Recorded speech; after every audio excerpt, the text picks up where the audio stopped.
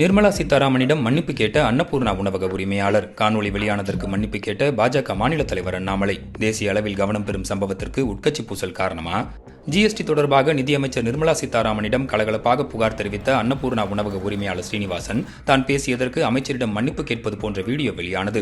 இந்த வீடியோ தேசிய அளவில் கவனம் பெற ராகுல் காந்தி தொடங்கி கனிமொழி கருணாநிதி வரை பல எதிர்க்கட்சித் தலைவர்கள் இந்த சம்பவத்திற்கு கண்டனம் தெரிவித்துள்ளனர். இந்நிலையில் நிர்மலா சீதாராமன் மற்றும் ஸ்ரீனிவாசனுக்கு இடையிலான தனிப்பட்ட உரையாடலை தமிழக பாஜகவை சேர்ந்தவர்கள் வெளியிட்டதற்காக மன்னிப்பு கேட்டுக் கொள்வதாக தமிழக பாஜக தலைவர் அண்ணாமலை தெரிவித்திருப்பது இந்த விவகாரத்தை அடுத்த கட்டத்திற்கு கொண்டு சென்றிருக்கிறது. உள்கட்சி பூசல் காரணமாக நிர்மலா சீதாராமன் மற்றும் வானதி ஸ்ரீனிவாசன் மீது சர்ச்சையை கிளப்புவதற்காக இந்த வீடியோவை அண்ணாமலையின் ஆதரவாளர்கள் வேண்டுமென்றே வெளியிட்டிருக்கிறார்கள் என பலர் பேசத் தொடங்கியிருக்கின்றனர். இந்நிலையில் ஸ்ரீனிவாசன் அவராகவே நேரம் கேட்டு அமைச்சரிடம் மன்னிப்பு கேட்டதாக பாஜக எம்எல்ஏ வானதி ஸ்ரீனிவாசன் விளக்கம் அளித்துள்ளார்.